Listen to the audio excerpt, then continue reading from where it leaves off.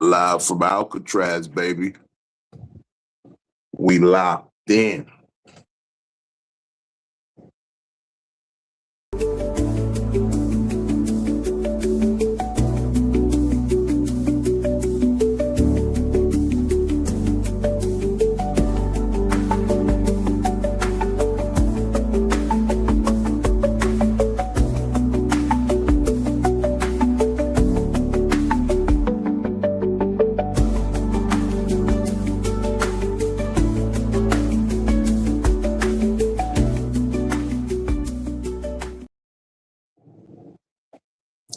What up, though? What the business is? Word on the street, VZ known to handle his. You know how we do. When the shits hit the fan, you gotta holler at the man. Oh shit, hold on, fucking up my camera angles. Angle it.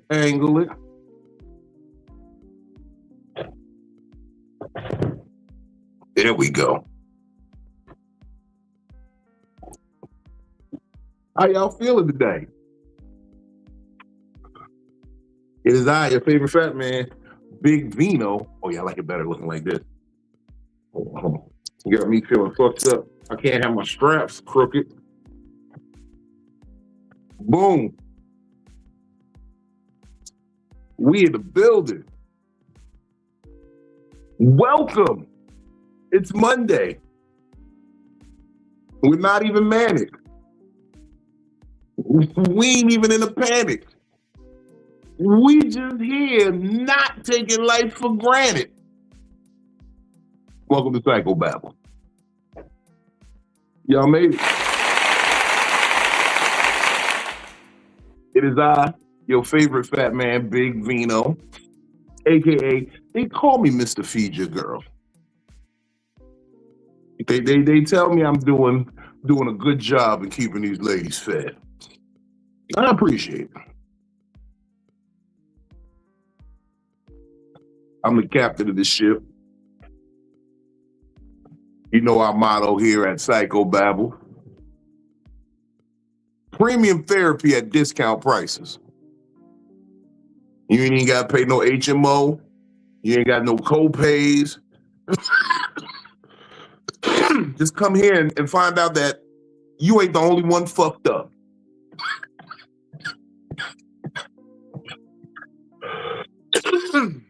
Oh man, that hit good. I like that. Ooh, Reefer trying to take me out tonight. Shout out everybody tapped in on IG. Thank you to everybody locked in with us right here on YouTube. We hope to see all y'all comments. We need y'all to comment on this conversation tonight because this conversation is going to be a little deeper. And this one is for the people. If this doesn't help you to pull yourself together, then I feel like we might be doing it wrong. We might be doing it wrong. We just might be doing it wrong if you can't pull it together off of this. I ain't gonna even hold you because I want to get right into the conversation and I'm not gonna even hold you. So without ado, I'm gonna bring in my co-host first.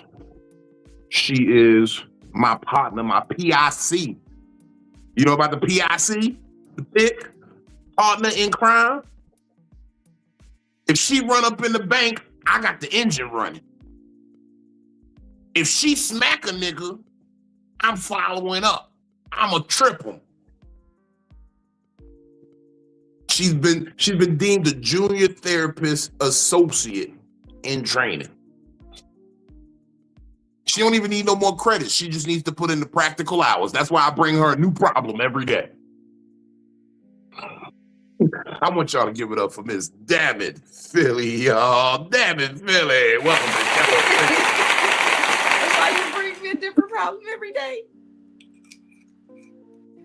That's why I bring you a new problem every day. I'm trying to let you get your practical hours in. Thought you kept me in for something different. I ain't know that was it. Hey, Barbie. What's up, Barbie? What's good with you? Nah, We keep them. Look. I feel like we had to change that saying to, you know what happens when shit hits the fan?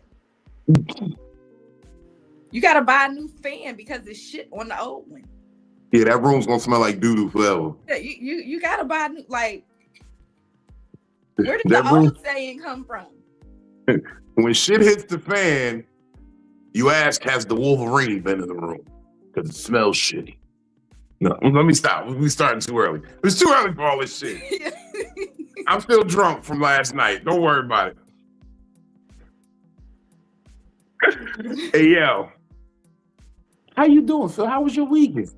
My weekend was pretty good. I did nothing. Nothing. I did nothing. I laid in my bed all weekend. I watched a movie with the kids, but other than that, I did nothing.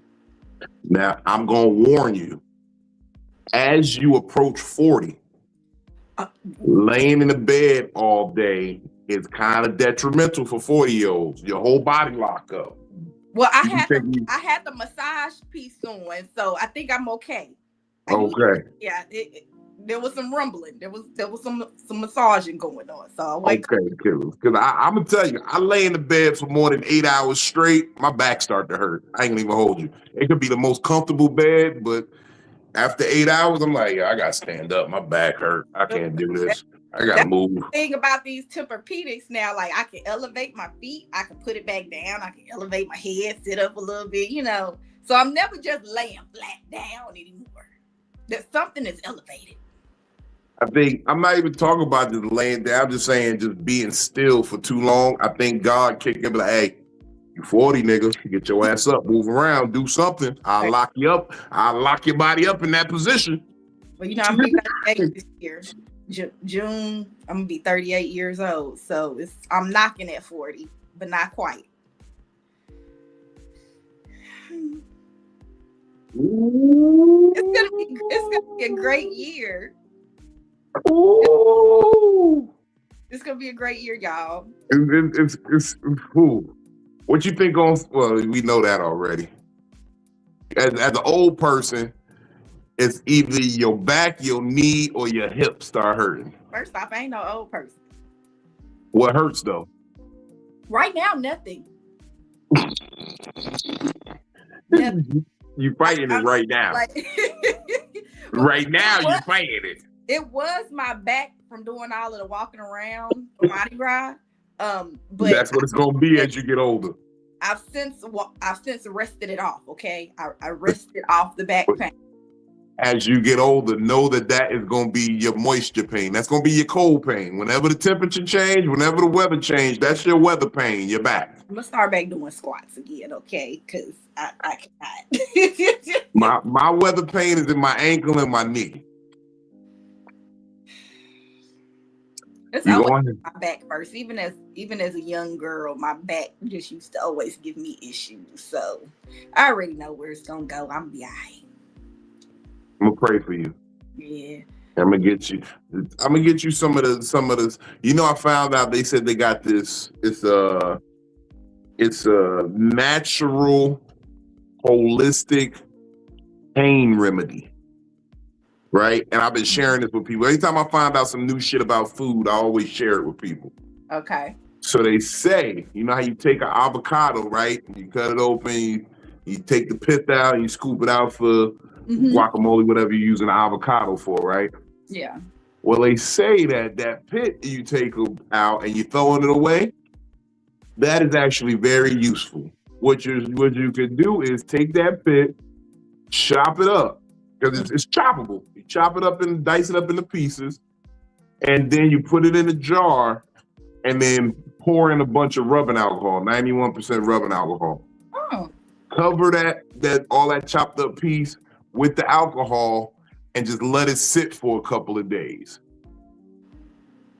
And they say it will extract this chemical compound. And that, when you rub that on joint pain, back pain kind of pain, all natural pain reliever. No pills needed, no nothing. Just a pit from an avocado. Yeah. Okay. They say you just soak it in some alcohol for a day or so, and you got pain cream. You got natural Bengay, basically. All right. So we got any friends, tapping in with us tonight? Yeah. We got the spiritual consigliere tapping in. He's always available. I really appreciate this brother. I was talking to my brother. He was a little worried because with our spiritual talks lately and just me practicing meditation and staying above the bullshit and nonsense that goes on around me that I cannot control. I just taking in a lot more time meditating. So it'd be times where it's like, okay, I'll disconnect, meditate, and just come to grips with what's going on in life. Okay. And he made me feel a little bad because I put a gray hair on his face, and I was looking at myself and all the grays I got on each side. I said, I'm about to start this Just for Men situation because I need to go back to looking younger. Because I realized something. The young hoes love me. I just look a little sugar daddy-ish, and I don't want to. If I just look like one of the young niggas, they'll fuck with me a little bit more. I ain't got to do nothing crazy. I ain't got to. Then they'll stop telling me their problems. This is what it is. Old niggas, young bitches like to tell them their problems. Young niggas, they just want to get high and drunk and shit and fuck. So I want to go back to looking like a young nigga that he don't care about your problems, so you don't even bring them up. I realized that when I was younger. Bitches never told me their problems.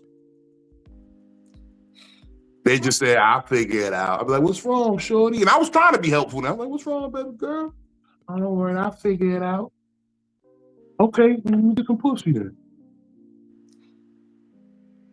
But as an old nigga, they come to you like, so let me tell you what's wrong with me. Oh, can't you just figure it out?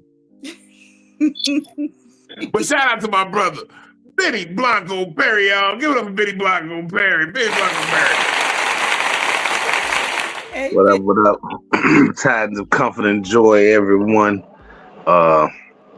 What's happening, Philly? Did y'all find the fat baby and the cake? I didn't eat any of the cake. You ain't get you a Fat Tuesday naked baby cake? No, the king cakes. No, I'm not really a cake or snacker type of person. So I didn't. No, I was alright. Okay. So no king cake. No, I didn't have a king cake. I did have some really good desserts at this one place at brunch the day before Fat Tuesday, but nah. Okay. I heard you was a bead mongler down there. What was up with that? I mean, all you gotta do is look and hold it. Was you telling people like, look, you do it and then I'm gonna get your beads, or was you? So twice. No lie, twice when I had a scarf on my head. Two people came up and said that they thought I was Erykah Badu and that I just had a scarf on my head. I was like, Erykah thicker than a snicker. Don't get in my head like that, y'all. And they hit you with you had the Durban on. Yeah.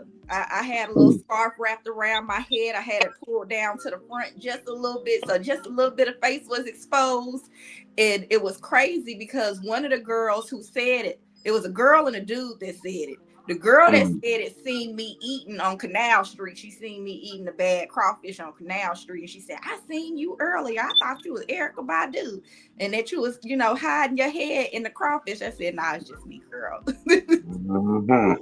She was, hi, you feeling kind of hungry? She was like, I thought that was you, Erykah. Okay. It was just... Vino said you was down there collecting beads, and we was like, all right. Well, which way was she? Was she pimping people for their beads, or was she tossing beads? Or he said it was beads and having a good time. No titties were shown in the makings of the beads. All right. Well, did you bump into Shia LaBeouf down there? No. Because they locked him. They locked him up, and some black lady bailed him out. Yeah. She done got paid tenfold back from that. They said he made some unsavory comments towards the LGBTQ plus IA to the Fourth Power community, and they locked him up for it, and she bailed him out. Yeah, so I was like, It just, to me, when people be like Bourbon Street, it just seems like everybody, like a 500,000 people in a 6-block radius. That's what it. Because I've never been for Mardi Gras, so of course we went down there when we did the show year before last or whatever. But I've never been for Mardi Gras, so in my mind, it's like niggas is just walking up and down the same little strip, and you liable to bump into everybody at some point. So one, because of what happened, 2 years ago on Christmas when they had the shooting out there, they have the street completely locked down. They have the National Guard out there with machine guns standing ready. And then also, if you come in there with a bag, they're searching your bag. You can come in there with a drink or whatever, but they have it pretty locked down and secured. Okay. Mm-hmm. But it's a ton of, it's still too many people. But yeah, I didn't feel unsafe. Well, that's good. Yeah. Hey, because they just had a mass shooting. That's what they call it here in Richmond. So, yeah. Some youngins wilding after the club. No, don't even be surprised. They had a shooting out here at the Church's Chicken. They ran out of biscuits. Man, they ran out of honey butter biscuits. Nigga tore shit up.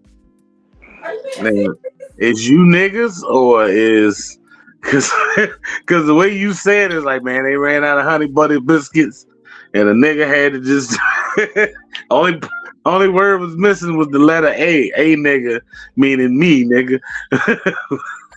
No, it wasn't me. I have an alibi for what happened when that happened. He said allegedly. I heard that they ran out of honey butter biscuits. Supposedly, allegedly. Oh wait. Shout out to homie tapping it, man. Speaking of honey butter biscuits, pause. He's the color of one. Shout out to Sauce Got Jokes, y'all. Sauce Got Jokes. Hey. What up? Hold on, what's the shit at? Hold on. I got them claws for you. There we go. Hey, man. I know. I like how you stand in the darkness so you don't look as much like a honey butter biscuit. Hey, Benny joined the Illuminati. You ain't know that, did you? Who you sacrificed? Who you sacrificed, Benny? Who you sacrificed? My Probably own Trill. time. Probably Trill. Like, Trill sacrificed his legs to join the Illuminati.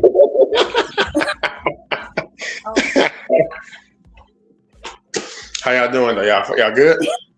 Yeah, man, we chilling, baby. Just figuring it out, man. Look. What did we say? What did we say Friday? For character development. Yeah. So yeah, I just did the brunch and blaze, man. I had your merch on for the brunch and blaze because it was only fitting. Everybody was blowing down. That's only fitting. I had to put the High Hope shirt on. Yeah. See, that's a smart man. You learning about product placement. That's a smart man. How you doing, Philly? How many people call you fine as fuck today, Philly? How many people call you fine as fuck today, Philly? Today? Yeah. You. Hey, that's all I need to know. Let me stop. Motherfucker. Damn, I want to play this video so bad. But I'm gonna leave it alone. So what's the combo today, everybody? It was the person swinging. Never mind. Swinging what? It was swinging a mic stand.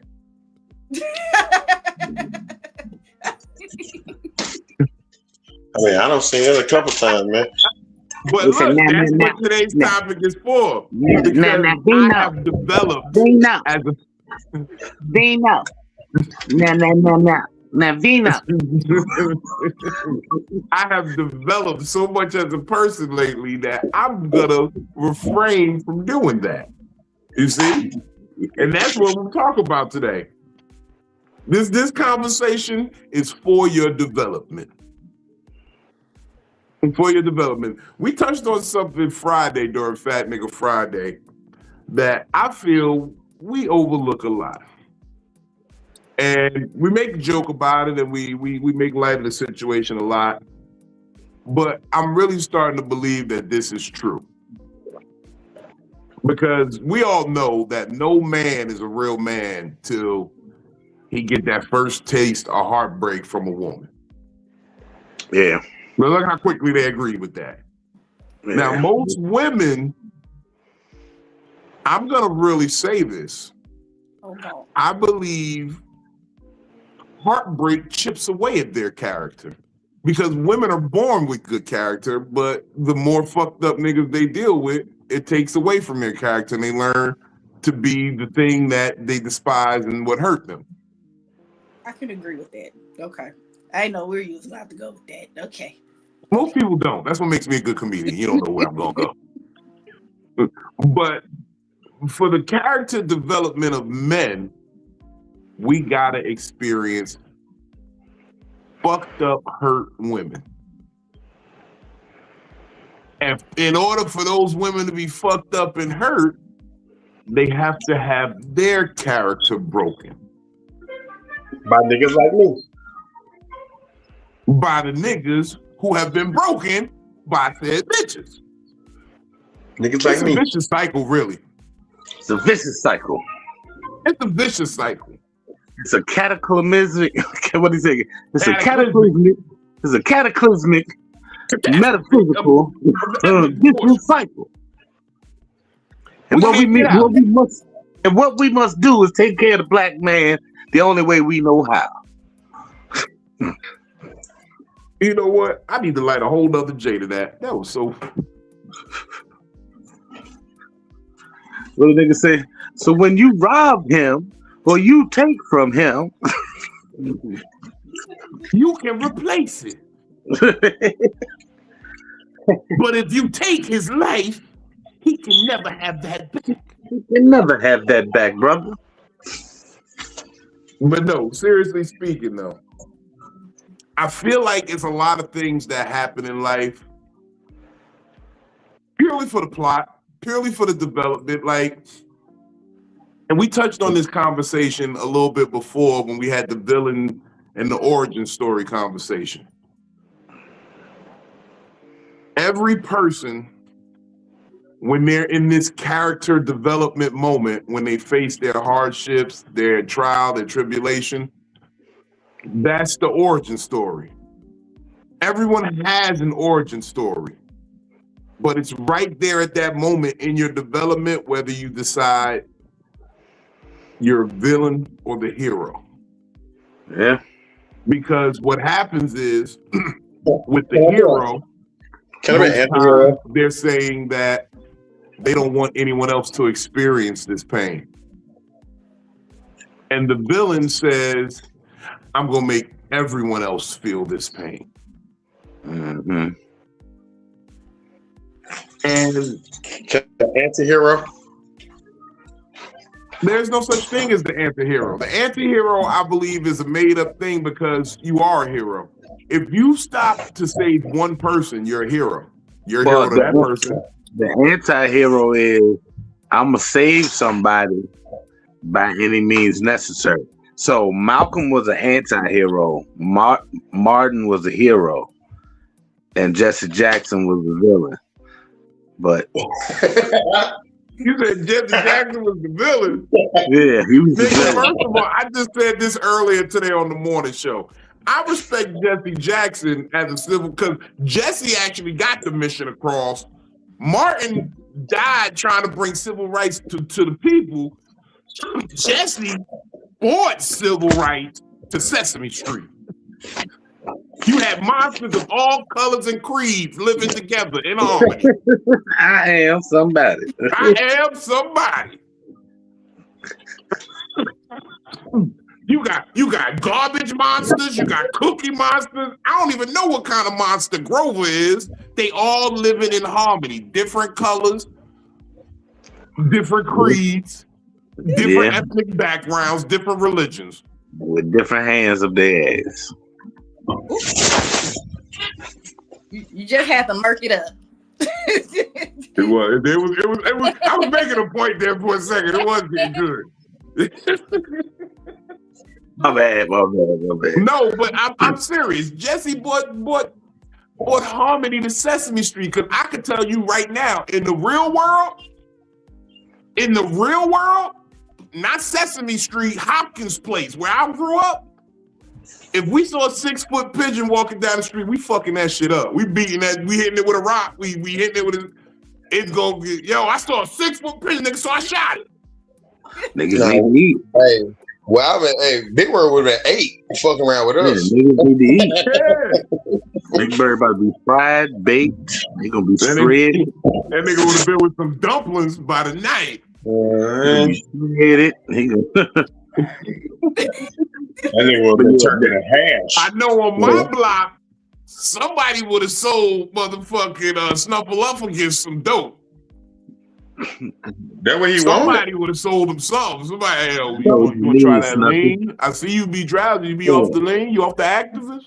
Somebody was sold to him on Sesame Street. He was already doped up. Somebody Snuffy. Mm-hmm. But yeah, the anti-hero was like, I don't want nobody else to feel this pain, but if you get in the way of me stopping somebody from feeling this pain, then you just gonna have to feel this pain. I always took it as that the anti-hero, right? It's not so much that they don't want nobody to feel this pain. It's just that, and that's why I say it's not really no such thing as an anti-hero, because the anti-hero usually what it is they see something wrong going down. They know the world is fucked up. The world got a bunch of fucked up shit going. They can watch a bunch of people robbing banks, stealing from the store, but you see this one kid being mistreated by an adult, and that's where you got to step in. Yeah. And in my book, that's a hero. I don't give a fuck if you responded to every, like, maybe as a hero, I know I can't win every battle, but let me change the things that I can change. Well, hey, I'm gonna tell you a word that I discovered the other day, and I resonate with this word a lot. Like now, you got optimist and you got pessimist. Well, I figured out what I am. I am a apocalyptimist. So basically, it's based off apocalypse and optimist. So basically, it resonates with me. Basically, it means that you know that the world is fucked up and it's going down the drain, but you're just okay with it. Like, okay, well, we're gonna make the best of it. It's like, hey, yeah, this shit going down the shitter. But oh well, hey, nigga, I got some chicken wings, nigga, we good. No, but that's the optimist though. Still, yeah, you're making the best out of a bad situation. You finding the best in it. Like I can't wait for the apocalypse. I can really put this lawless streak in my blood to use. Like I'm not scared to make the hard call. Like kill him. You stole? What'd you steal? Cut off 3 of his fingers. Yeah. Nah, he just. I'm gonna say you stole. You can't steal shit like this. You can only take so much. You can only take one at a time. Cut the pointer and cut the ring finger. Leave that nigga with these 3. That nigga out there looking like a crab claw. Nigga grab shit. That nigga like a Ninja Turtle now. I mean, look like the little machine in Chuck E. Cheese. We grab the prize. Yeah, it look like the claw machine. But if you cut off the 2 middle fingers though, that's gonna be trash. Cause like you got this space, like you can't. You know what I'm saying? These 2 fingers can't touch. Like at least with the way you had it, you can got the grips on a little bit. You can't grip shit like this. It'll make you remember that I don't need to be stealing shit. I'm be like, oh, you stole something? Steal me one too. That's what it's out here. But like with the Punisher will catch a street thug, beat their ass a little bit, and be like, who running the show? If you tell him who running the show, then he'll let you go on and go. But if you don't tell him who running the show, he gonna kill you and find another street thug to beat up an ass. Yeah, That's why I like Batman. That's what I'm saying. It's not about how many people are affected. He's on a mission. He's trying to right a wrong. And like you said, he don't really care how he gets it righted. He's not scared to break a few rules. But look, I'm living in a world where this is wrong. I gotta see. That's why I said it's still a hero to me. Like the greater good is the anti-hero, where the hero is like, I want good for everybody. Anti-heroes like, I need the greater good. The greater good is let's take down this cartel. The hero is like, all right, not just the cartel, let's stop drugs altogether. Not just this cartel. Yeah. So well, wouldn't the anti-hero be a bigger hero because when you can focus on one thing and stop the the pain in one person, doesn't that make the world better when you can at least reach one person trying because you don't know. The hero don't always save everybody. I know that's the way that they depict it in movies and stuff, but somebody gonna fall in that crack. Yeah. It's always a Gwen Stacy somewhere. Somebody gonna fall. He can't save everybody. I'm sorry. Somebody's always Uncle Ben, and there's always a Gwen Stacy, and there's always a Martha and Thomas Wayne. Because there has to be that catalyst. Gotta be that irremovable pain that makes you it's for your development. You have to have a little pain for your development to either be the hero or the villain. That could have been if Bruce Wayne parents would have just got robbed and nobody got killed, like he'd have been like, all right, here's the wallet, you go, get out of here. He'd just became a cop, yeah. He'd have just became a cop, yeah. No, he'd have just been a spoiled rich kid, like my daddy. With tighter security. It's like, daddy, we got robbed that night at the opera. Keep it mommy. I'm mad he got a British accent, man. Because his parents live. Daddy. His parents live, so now he got an accent. Daddy. That night at the opera. We can't be like that ever again. Man. It's quite horrible. This is why we don't go to the city anymore. This is slightly off kilter, but still dealing with the Batman aspect. I just saw basically a what if Mandela thing where they were like, it was really Alfred the whole time. Like Alfred made sure he learned martial arts. Alfred made his own basically kill bot with Bruce Wayne. Alfred molded him to be Bruce Wayne. Well, traditionally, traditionally in the comics, Alfred Pennyworth was in the Secret Service. He was a special. He was special forces.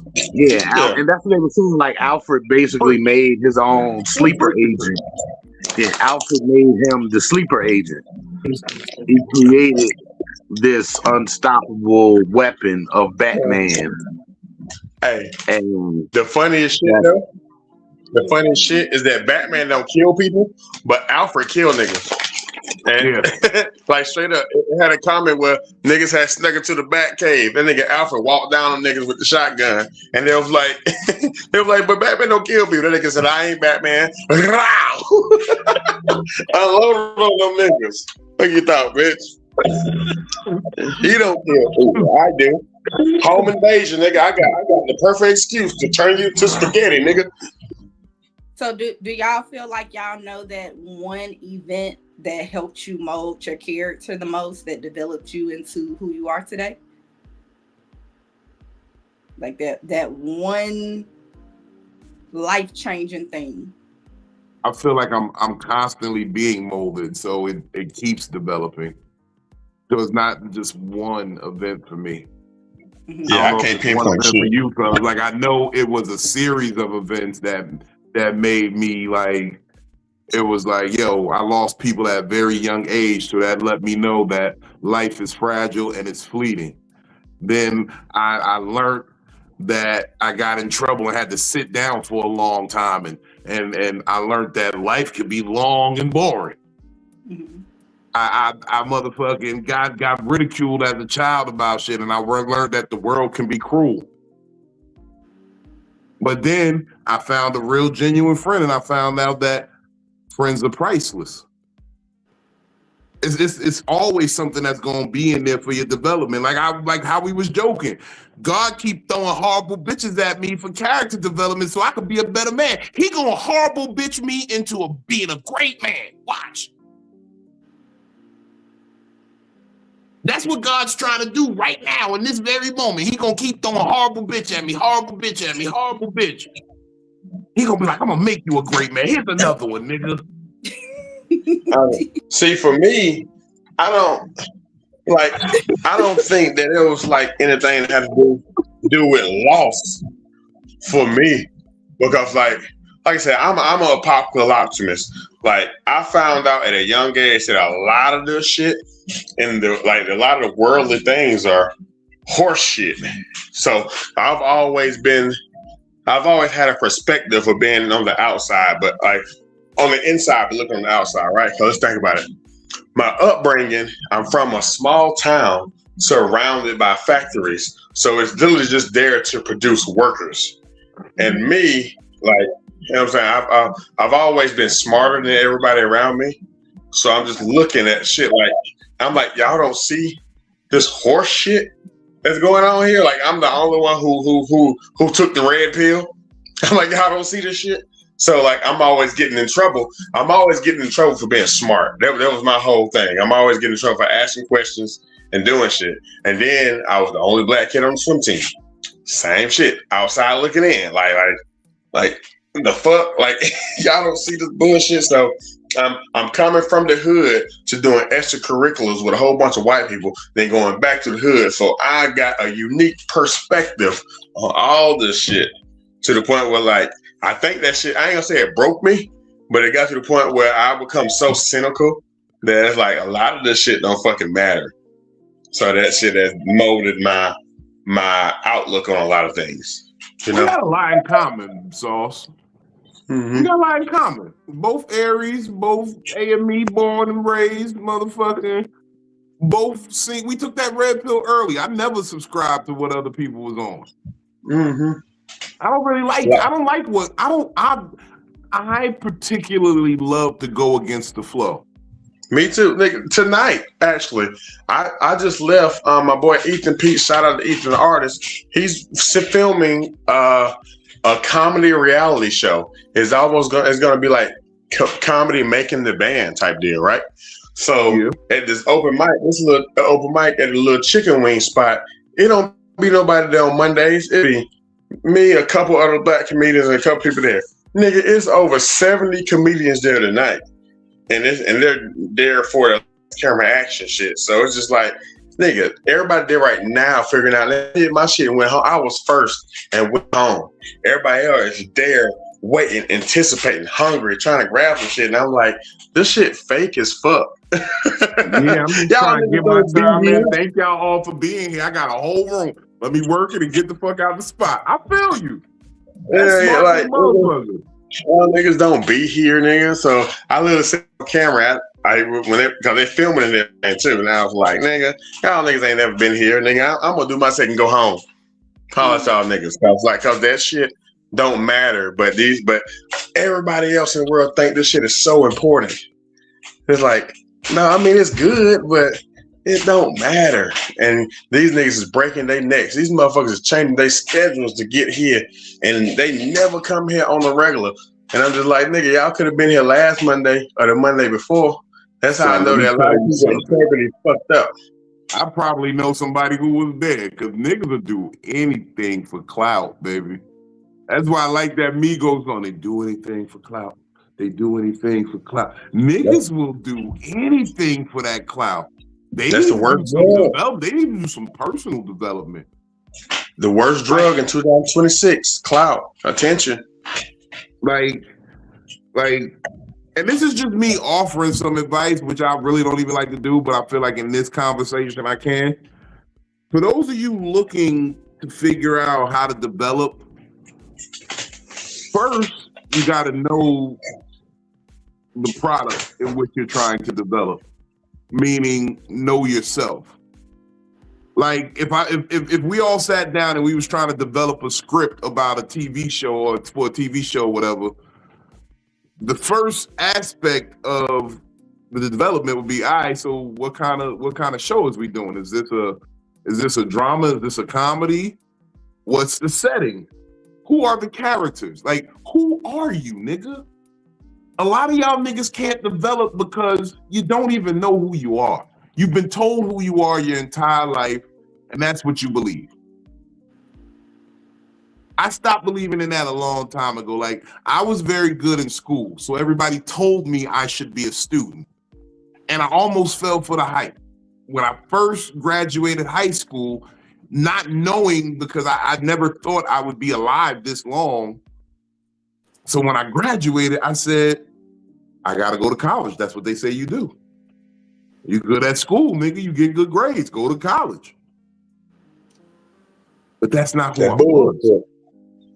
That bullshit. Yeah, that's not who I was. So why am I in here wasting my time and my resources trying to develop something that I know that I'm not? And that be a lot of y'all niggas. I say it to comedians all the time. Y'all be trying to be comedians. You're not a comedian. You're actually a good producer. You might be a good writer. You're good at certain points of the comedy business, but you're not a comedian. Why are you trying to develop your comedy muscle? Develop excellent your production muscle. Yeah, excellent promoter, excellent cameraman. You're excellent at content creation. You're good at running to the store like that. You remember, the old saying, Benny, right? Master of all trades, jack of none. Yeah, I mean, jack of all trades, master of none. Yeah. Mm-hmm. Motherfuckers be that all the time. I know a nigga right now got 18 hustles. I swear to God, this nigga get good money. He just don't want to give up comedy. He needs to give up comedy. He needs to do everything else but touch the microphone. I put it to you like this. The nigga the type of nigga where he could book a talent, own the Airbnb he put the talent in, give the person a tour, actually work at the airport so he can fly the nigga into town, and he just refuses to just do all that, put on a good show and get money. Uh-huh. He can just do that. He insists on touching the mic, which is detrimental to his development in this business. I'm starting to feel real talk. If your favorite comedian or somebody that you like, even if it ain't your favorite comedian, your most liked famous comedian, if they come in town, and as opposed to you trying to figure out a way to connect with them and maybe get a guest spot on the show, you more worried about buying tickets to go see them, then this shit ain't for you. If this is what you do, like everybody, I love Eddie to death, but Martin is at my top. If Martin Lawrence come to Richmond right now, I ain't clamoring to go to box office or Ticketmaster to buy Martin tickets. I'm gonna try to see if I can figure out a way to either get a conversation with that man. Can I get a guest spot? Or, can I fuck just going to see them? Nah, I want to work with this motherfucker. I want to pick his brain if I can't work with him. I need something more personal, because this is what I do too. Fuck going to pay to see my favorite. I want to be in the room with my favorite when they relax, or when they thinking, or when they, when they coming up with what's next, or figuring out who's next. Fuck going to see them and say, oh, how great they were. Nigga, all your shit on Netflix. The real funny part is, as you say that, I get to thinking about it. I'm like, when my favorite comedians come to town, I be pissed off because I'm booked somewhere else and I can't be there. And you can't work with them. Yeah. Not even that I can't work with them, that I can't just be there, because it ain't even about buying the tickets. It's about pulling up and saying what's up to my bruh, my homie. So I be upset. Well, I'm not upset that I can't be there, but I'm like, damn, I ain't even gonna be here when you're here, dog. I remember CP hit me up. He was like, bruh, I'm in the beach, nigga. Come get it with me. I'm like, yo, I'm not even around, dog. I'm in DC that week. I'm in DC, dog. I'm sorry. I wish I could be there. Damn.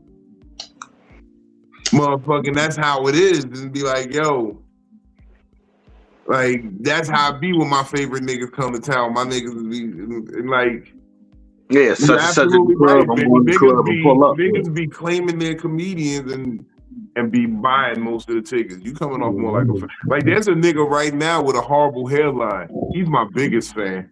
He watches everything I do. I went to New Orleans. We tried to get that. Remember when we rented that fan boat, Benny, and we went to go see the Voodoo Barber deep in the bayou? He put that I do way, the weed, and Bella on the brush for the nigga. He told him to brush his hair with this and this magic, blue magic butter, blue magic hair grease. It was enchanted blue magic. He told him if you just rub this in and brush and just I do it, do weed, and Bella. And you gotta say, give me the power, I beg of you. You gotta say it like, and he refused to do it. And then he said that's why his hairline is what it is today. He said to close it out. About him when you said bad hairline, I was like, who that is? You see how easily you're forgotten, sir? I had to think about it for a quick second until you said the boat ride. I had to think about it till you said the boat ride. Then I was like, yeah, the dude say, yeah, when he closed the grease back up to make sure he say, yumma, yumma, yumma, yumma, yumma. And then that sets it, and it's done now. The funniest thing about you are the things that I've said, sir. He's my biggest fan, though. He watches everything I do. I love it. I don't even follow him. I just see that he follows me. You should probably stop following me. Why did you finish developing his character yet? No, that's the only way I know that character. Well, God didn't finish developing his hairline, so why would I finish developing the character? If God didn't see need to finish, I don't have to finish either. And man, still in his 30s. Look, first of all, I told the man a long time ago, and I told him this was the God honest truth because, I will take those vulnerable moments and be honest about them. And I said, bruh, why is you over here clamoring, trying to be running the road and in the hotels and on stage in front of hundreds of people? I come home alone every night. No woman to come home to, nothing. I'm by myself all the time. And you have a woman who looked at that hairline and that dental structure and said, I will have your child. It ain't hereditary because his brother shit ain't like that. She looked at your shit and said, all right, I'll have your baby. I'll make a life with you. With his older brother, you worried about being in front of hundreds of people all the time and being a famous comedian? What, you worried about the wrong shit. That woman loves you. Stay the fuck home. Look, you see his older brother, you be like, y'all got the same parents? So does situations like that help develop your character then? Yes, for me. Oh yes, by all means. It develops this petty streak in me. So, oh my God. Look, I want 50 Cent level pettiness. I want it to be so known. Like, I want it to be to the point where if someone says something to me, the world knows something super petty is coming back. And they're like, why did you even do that? I want people to ask you why you did that when you did something to me. Of all people, why him? Why would you say that to him? You know how he get. You know how he be doing. Man, you got 3 months of hell coming. 3 months of hell is coming your way. But I promise you this, my pettiness is, like I said, it's cyclical. My pettiness is my development, but it's also for your development. This nigga got the footage of Jim Jones trying to break into the studio. He'd have paid whatever. He'd have paid the nigga in that nigga camp. That's like, yeah, I got the video of this nigga kicking the door. Give it to me, son.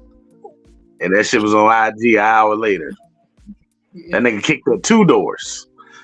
The lady at the end of the hall came out like, "What's going on?" He like, "Oh, nah, ain't nothing. We good."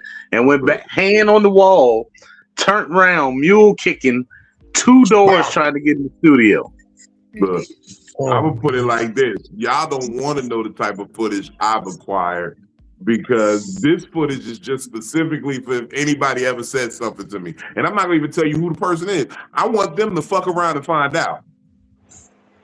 And that's why I don't do fuck shit. So I don't need nobody pulling up nothing on me. And he got shit on me. Think about it. Yeah.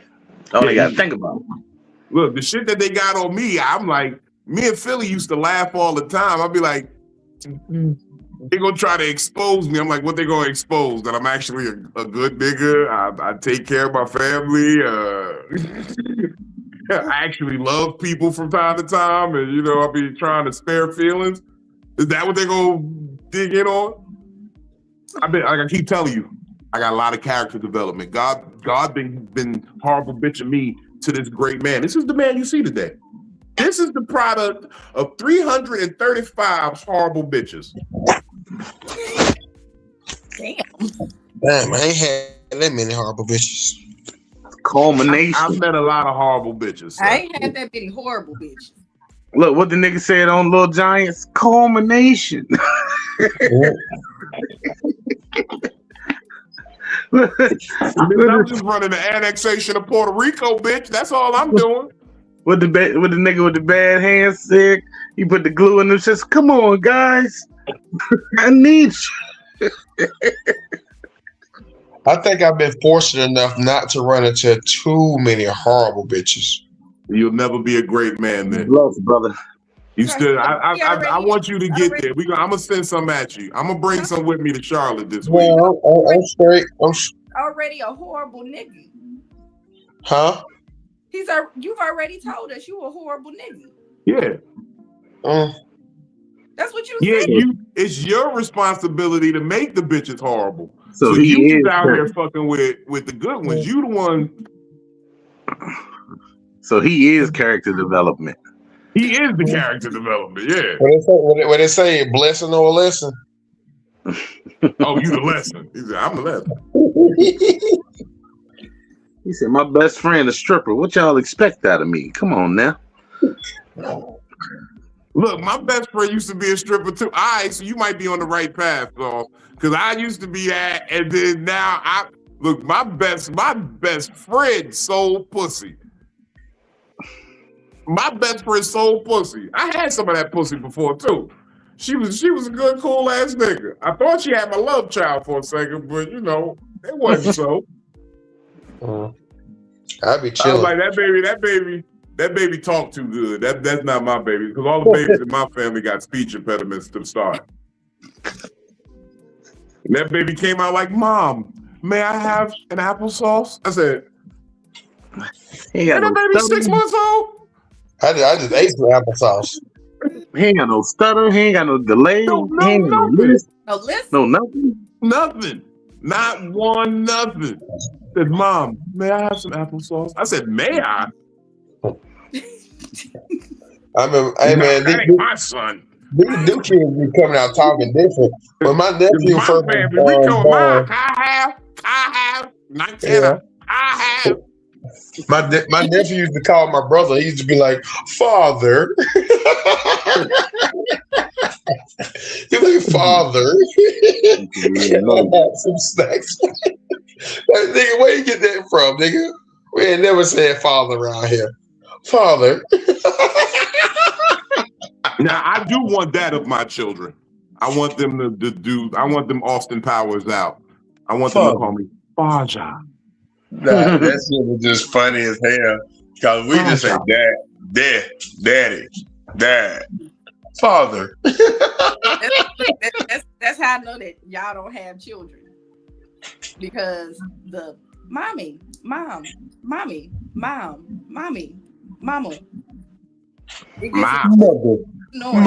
It starts off really cute. Mom, can I please have a snack? Vino, you done heard it. Genesis. That's because you're a woman and it's different to you. You register all. I see, and I've learned this over the years from dealing with a lot of single mothers. your child's frequency, the way they speak, it's a nerve in you that their voice is specifically tuned to that frequency. And it's not so much so that it annoys you, but that you can cue in on it if they ever call for help or ever in distress, your voice. So even when they talk, it's like they're triggering that frequency, and it becomes aggravating if you're not really in distress. Well, For no, a father, we look at the situation, we're visual. I don't get aggravated, but like there's some questions. So like when she come and ask me for water, of course you can have water. Why are you asking me for water? Go get you some water. Like that's one thing that you don't have to ask. Go get you some water, girl. But like snack, everything else. Man, have some water, please, mother. Grab another Capri Sun. Look, it's probably because her dad at one point screamed, "Don't be playing in that toilet," and it's water in the toilet. So now they associate you can't have water. Why do kids like to play in the toilet? Why is that a thing? Water in there. They like water. My kids don't like to play. Philly knows she used to deal with a nigga. He's like, "I'm the water, Philly. I'm in the water." He was in the ocean.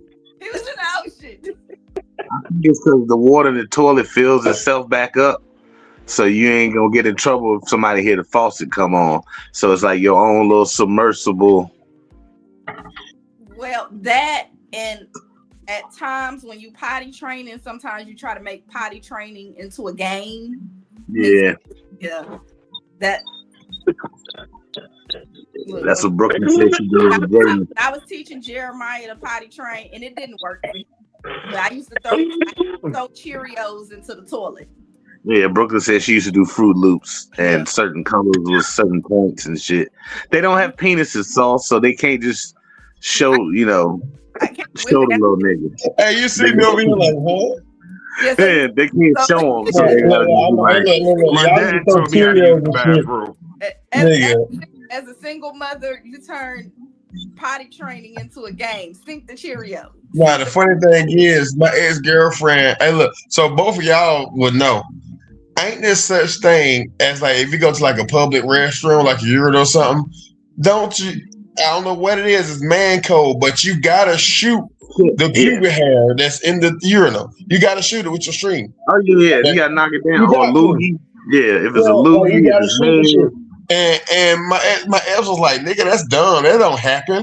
And I'm like, all right, bet we're gonna do a questionnaire. We walked around, and every time we met a guy, like, do you shoot the pubes in the urinal? And they was like, yeah, you gotta shoot the pubes. Like, that's just law. Why you want to here? Huh? Why you want to stick to the wall of the urinal? It's just right there, like it's a target. Shoot it. Yeah. It's the wall of the urinal. See if your piss is strong enough. Depending on how long it gets stuck. It's to see if your piss strong enough and warm enough to knock that hair loose. And that nigga loses now. Wherever he is in the world, that's a sign of good urinary tract health. Okay. Yeah. I ain't a nigga. Look. And wherever that nigga is in the world, he lose 10 points if I knock his hair down. And don't fuck around and go to a public toilet and it be a streak in that motherfucker. Or I'm about to erase that whole streak. I'm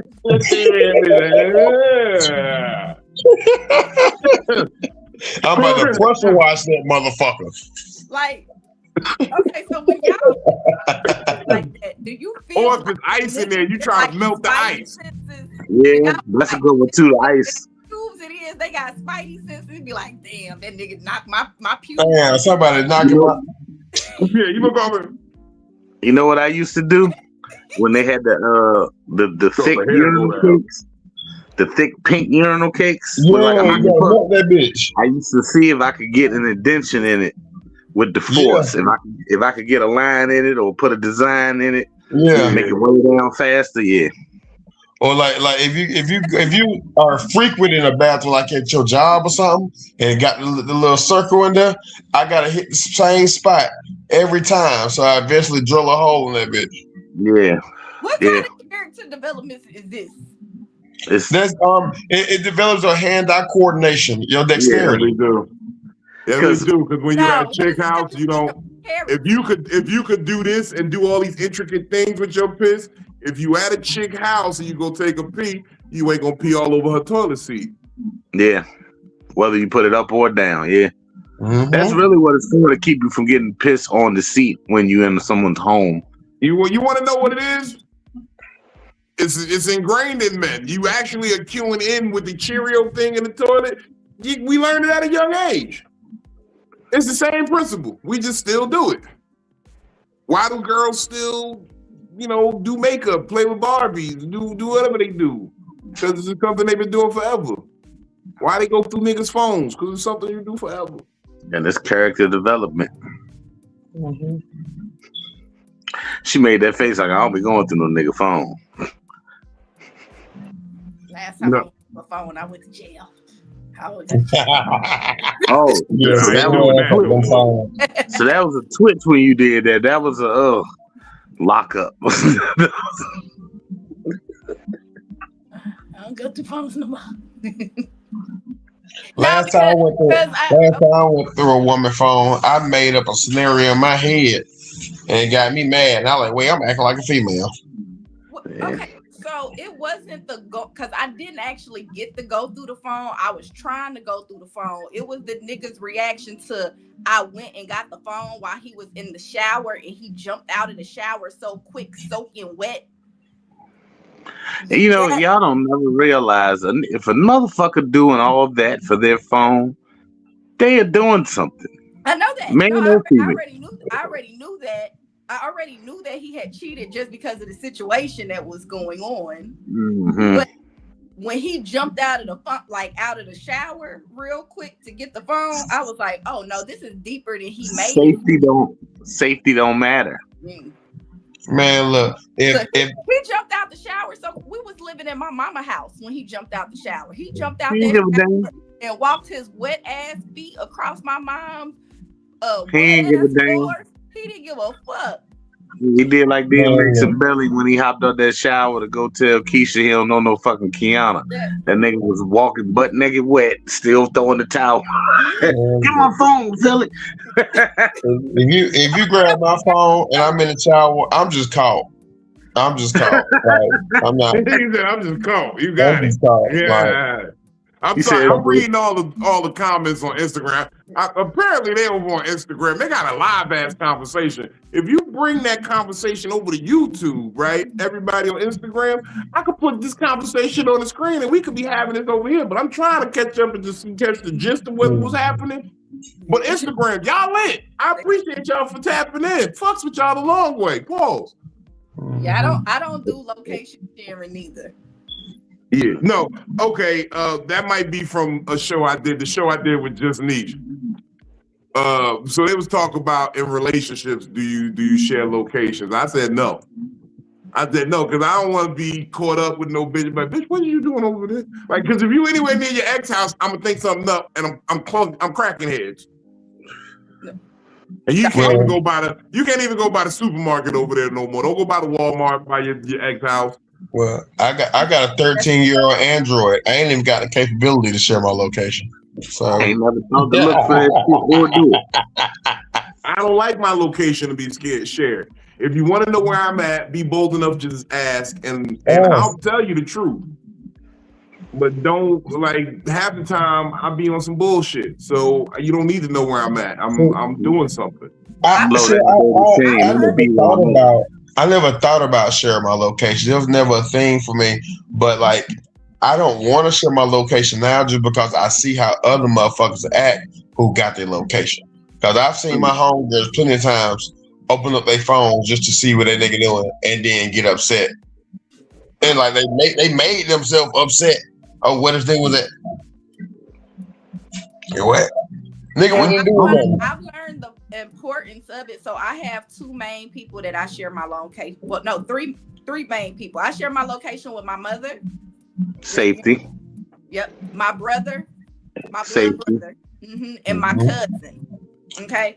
And that's just all for safety. I know that those are not people that are just constantly sharing, like, but when I was married, if I went out for a girls' night, I would turn my location on just so he would know where I was at, because I ain't doing shit.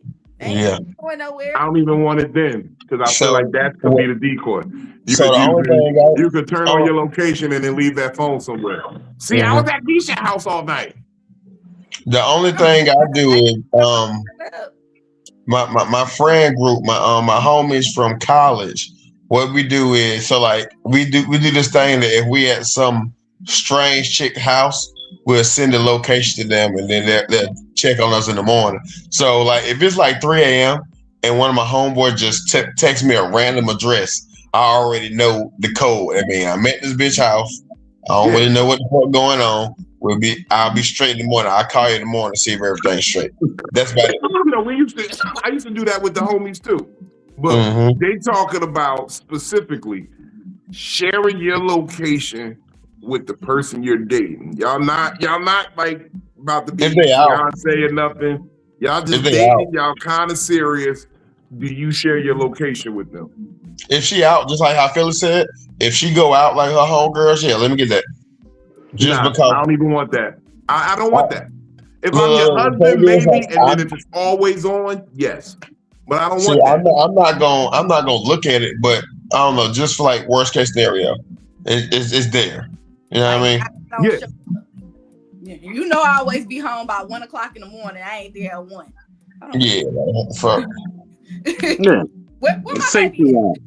For me, good enough is look, we going over here to Bellows. And then who knows what we doing after that? All right, well, once you leave Bellows, just let me know where y'all gonna be at. Because that way, like you said, if 1 o'clock come and this the time you said you was gonna be back and you ain't back or whatever, and I can't reach you on the phone, okay, now I know where to start my anti-hero vigilante night at is Bellows, and then my next stop. No, nigga, because you could show up and be the villain when you get there. You don't know what you want when you get there. You either die a hero, or you live long enough to be the villain. I'll be the villain. I don't give a fuck. I don't want to be the villain. Kill me early. Let me be the hero in this story. I'm the villain in somebody's story, in a couple people's stories. So fuck it. I ain't behind bars, so I'm definitely not the villain in nobody's story. Because if I'm the villain in the story, I'm going to jail. I'm going to jail. Team person. So like even before, I told y'all the story about the nigga that I dated, the very first nigga I dated in college, and we broke up. I went to my brother's house, to my play brother's house. Now, me and my play brother, we never messed around with each other, never kissed each other. I don't know. Hold up. Oh, no, stop. Yo, what brother? I call him my play brother. How did he get that title? We're not actually related, but we've known each other. Our families known each other. I've known him for a very, very, very long time. So this is your playhouse brother? Now, Benny, you gotta also remember who you talking to, because playhouse? Those people. If I call you my brother, I have never seen your private parts before, ever. Is it playhouse brother? Nah, we just been. Has he seen yours though? No. Do you know that for certain? If he seen mine, it's because my ex sent it to him. But anyways, y'all not about to do me like that. You see how the roles. You see how it's always contingent on what they believe. You see how they do, you fellas. That's why you gotta watch. That's why you gotta watch. So anyway, you gotta watch. You can watch for those wiretaps. But anyways, me and you gotta keep your eyes peeled. It might try. What's the rule? We don't talk on the phone. We don't talk in the spot. I was chilling with my play sister. See how that sounds? I don't give a fuck how people think it sounds. That's your sister, your play sister, your sister for a long time, whatever you want to call it. But that was my play brother. We weren't really brother and sister. That's my play sister. She changed clothes in front of me all the time. I ain't looking at her vagina. I never did that. Again, I don't know that she got a devil tattoo right above her vagina. I don't care about her. The pieces she got on the small of her back. I call my brother, anybody I call my brother, I treat them like my blood brother. Okay, so anyway, I have habits. I've always had certain habits on things that I do. So around this time, this is when people were still using MapQuest. Everybody was going out and buying the little GPSs and hanging them out in their window. But we didn't have location shares. Me and my ex had broke up. I went over to my brother's house. We was over there drinking. My brother went to work. This is the nigga that punched the hole through the wall like the Hulk. He punched his hole through the door like the Hulk, because I was left in the house with my brother roommate, so I locked the door because I ain't know that nigga. And so he punched the hole through the door because I was in there passed out like the Hulk. And he said, "Oh shit, I'm about to turn this place into Swiss cheese and I'm gonna murk myself." And I said, now what he had to do to find me was he didn't know where my brother lived at. So he drove down every street onto every apartment on Bell Road here in Nashville. He drove to every apartment until he saw my car. And he knocked on the one door and they told him, "No, she ain't here." And then he knocked on the next door and they was like, "Yeah, she up there in her brother room." And that's what the roommate, she up there in the brother room. Because there was nothing going on. So it don't matter. Especially like with a person like me who has a routine, who has like habits that they follow through with, like on certain days, it ain't that hard to find me. So not necessarily you, but if a play siblings happen to do something, is that play incest?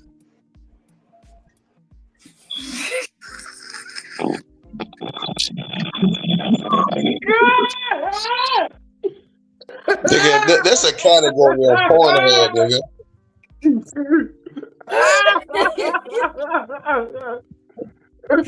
All I'm saying, if my play sister come to my room, I'ma play in that pussy. What you talking about?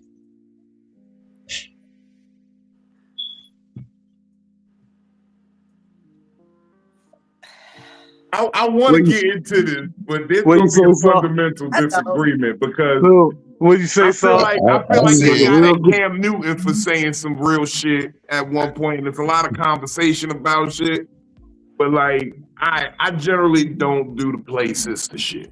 I don't do play sister, play brother shit. I have two sisters because I have two sisters. Well, you say so. I got one sister. I said if my play sister came to my room, I won't play in that pussy. Look, when you say you look real good at Thanksgiving, play sister. You know what I mean? Pass the yams, bitch. I ain't never been there. If I call you my brother, no, you see, as far as girls go, if I call you my sister, you my sister. But I only have one biological brother and one biological sister. First of all, the thing is with that logic, Philly, and I want you to hear me out before you say something. We done talked about it before. No, but it's other aspects to it too that I've never given you that also play into the situation here. You see, right? So I've watched bitches lie. I've watched them lie. They'll throw out the brother angle to belay suspicion to the nigga that they fucking with that this the nigga that they fucking with. Also, I don't like it in the aspect of like family, like blood is not what ties us. Yeah. I'm at that point now where it's like, yeah, we choose who the family is.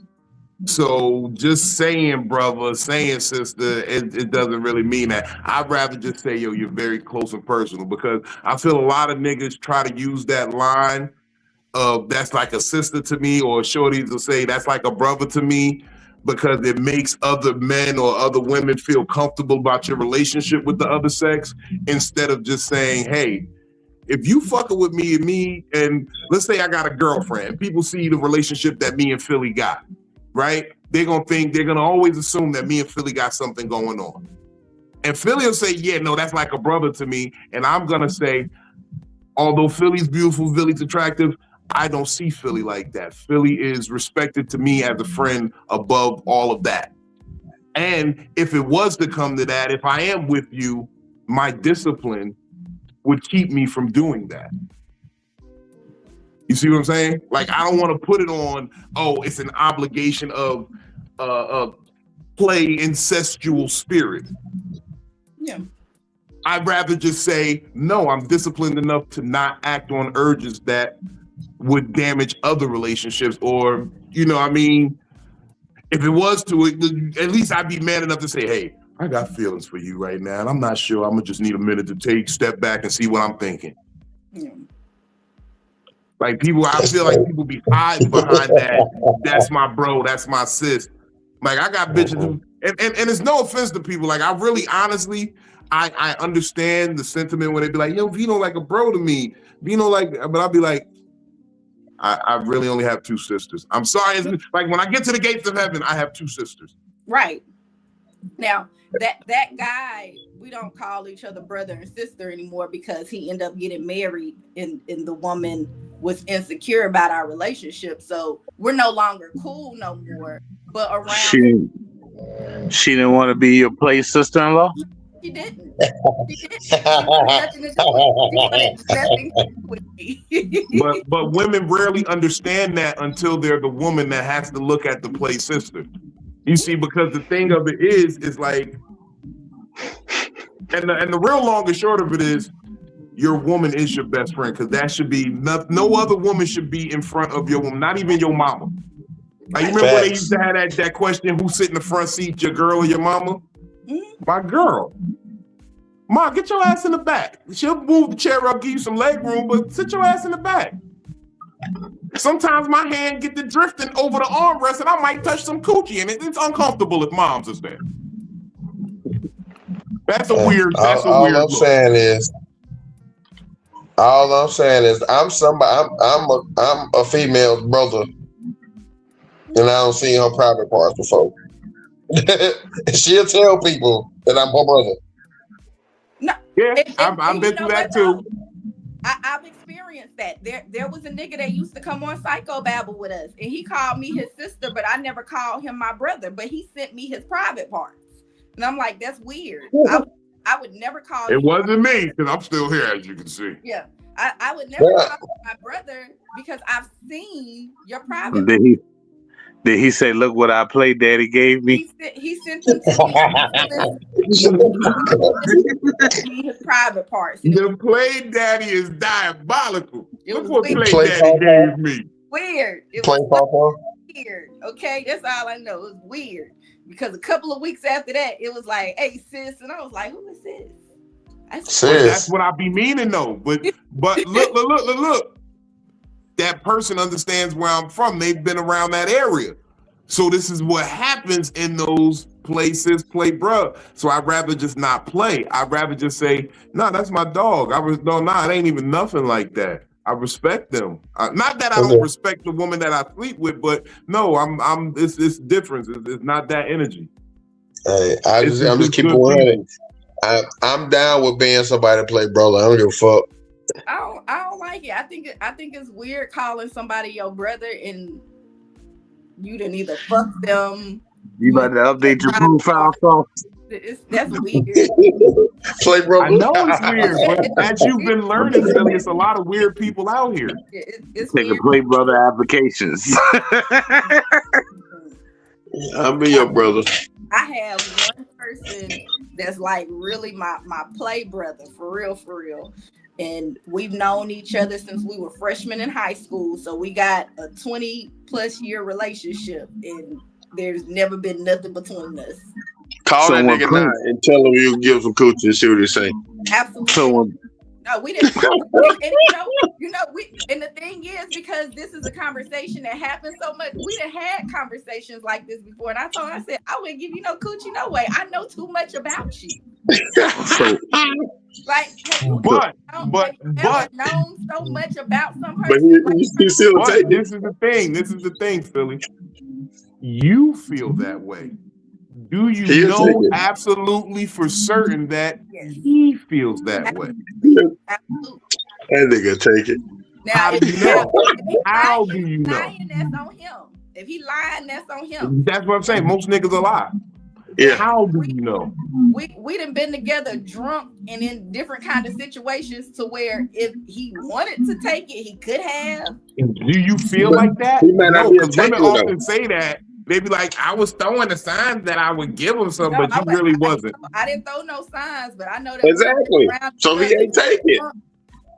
We done been together drunk. We done been together sober. We done been around each other friends. We done been high. You know. So because he didn't take it when you were inebriated, you think that he don't want it. Maybe he's just not a creep. Oh, Yeah. like this is but you know, I like hearing these things because it lets us hear how women really perceive us, fellas. They think we'll just take it. Take it so when I say take it, I don't mean like y'all thinking like sexual assault. I'm talking about like maybe talk your way into some coochie, because just like y'all can talk y'all way out of some coochie, y'all can talk y'all way into some coochie. But here's his thing though. His thing. You just said it doesn't matter. I've never had the inclination to want to fuck him or vice versa. exactly. You can't say that, but this is what I'm saying. And I need you to hear me when I say it. Okay. You can't say vice versa because you don't know for certain. If maybe you threw a cue and he didn't catch it that time, or maybe he didn't see a chance, or he didn't feel that the vibe was like that. You said, we was both drinking, we was both high, but he just thought it as we was both drinking, we was both high. I'm not thinking about no pussy right now. I'm chilling, getting high with the homie. When I'm chilling, getting high with Benny, I'm not thinking about pussy. I'm chilling, getting high with Benny. But when I hang out with my blood brother, I don't think about getting dick either. I just think that I'm hanging out with my brother. Exactly. So if you just think so he hanging out. When we hang out, we're just hanging out. We're not thinking about getting pussy or dick. We just thinking that we hanging out. We having either real ass conversations or we having funny ass conversations. Whatever the vibe is at that moment, that's what we do. Right. I'm gonna say something. This is not speaking directly about you, Phil, but generally when we ask these type of questions, women don't want to do it. We say, yo, call them up and offer them some pussy right now. I've had this. Remember the crazy chick I was with, and I told you, I said, call your friend, and she was like, no, that's stupid. And then she called me back a week later and she said, I really thought about it. Like 3 of them would be like, is you serious? And she was like, I was like, yeah, niggas will fuck. If you call them on some, if they really think you will smash at the time, come on, man. But see, okay, so here's the thing about that even. Matter of fact, I'm willing to put a $1,000 bet on it, Philly. Give me like 2 weeks, let this air. And then I want you to get in proximity of him, like city-wise, to be drunk as shit. If he's single right now, that'll even make it easier for my win. And then call him and be like, I just really need somebody to help with you. I feel stupid for asking you this, but I always felt. And even with that, because I wouldn't do that. That's the thing. I wouldn't do that. I'm not saying you wouldn't do that. I'm saying this is the bet. Would you do it? But okay, so this is the way that I feel about that, okay? And I just have to be honest. If I was to do some shit like that, I felt like that would fuck up the integrity of me and his relationship. Even if I was to even consider to find out the truth. The truth cannot fuck up the integrity of it. That's how you feel. I just would not ever. That's like you telling me test your blood brother to see if he will fuck you. Call him and say I'm lonely tonight and we fuck. No, your blood brother, that'd be weird for me to even suggest that. Yeah, that's crazy. And that's what me that's and crazy. This person's relationship is. So you might feel a certain way, but I know that we've had certain conversations, just conversations like this that we're having on this live. We've already had conversations. I wouldn't even call him and say no shit like that because he's gonna be like. The difference is, you know for a fact that your blood brother is kin to you, and that is incest. When it is just a friend, I just wouldn't do it. I wouldn't do it. Exactly, and this is what I'm saying you from wouldn't the do jump. it. You wouldn't do wouldn't do it. I But I just can would do it. wholeheart- You're locked in on what you would do, and I can wholeheartedly say this is a development. This is for the development of life right here. This is how I've always developed. I can always talk about what I wouldn't do, but what is happening in the world, because you can only control what you do, yes, but the world is still going to do what it's going to do.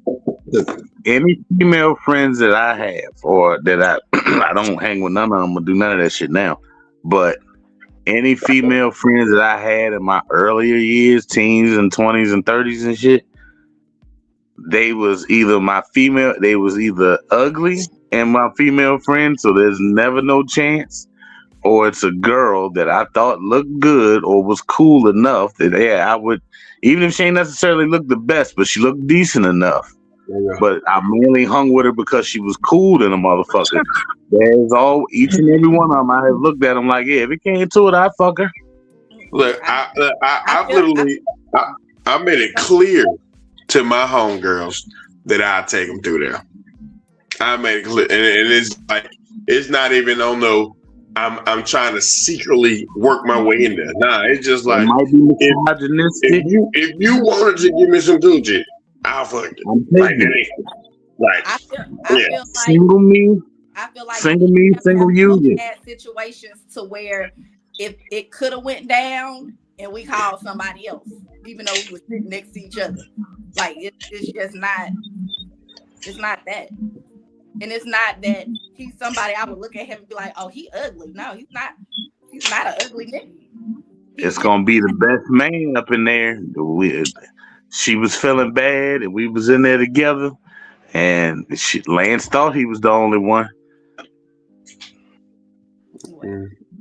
And what he said, in a delicate kiss upon the forehead. When you know somebody like 14, 15 years old, and now we about to be 40. No, it's a done deal. Me single, oh yeah. That was the greatest thing that happened. You've been missing. Look, that was the greatest thing that happened to me at my class reunion.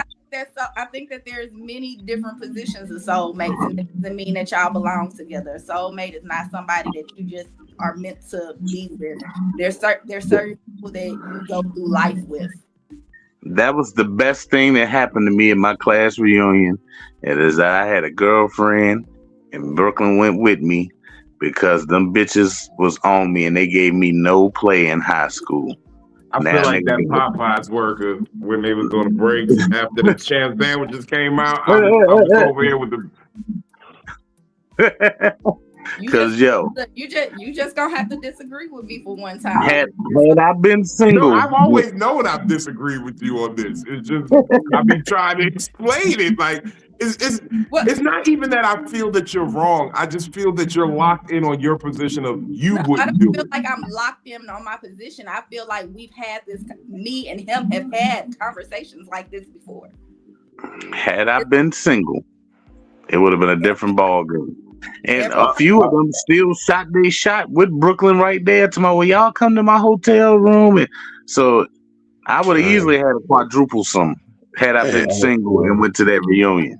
And I crushed the set. I performed and crushed the set too. This is somebody that for both of my children's birth, that's been there for my marriage, that's been there through the divorce, that's been there through it all. Oh, okay. So now it's starting to make sense. Okay.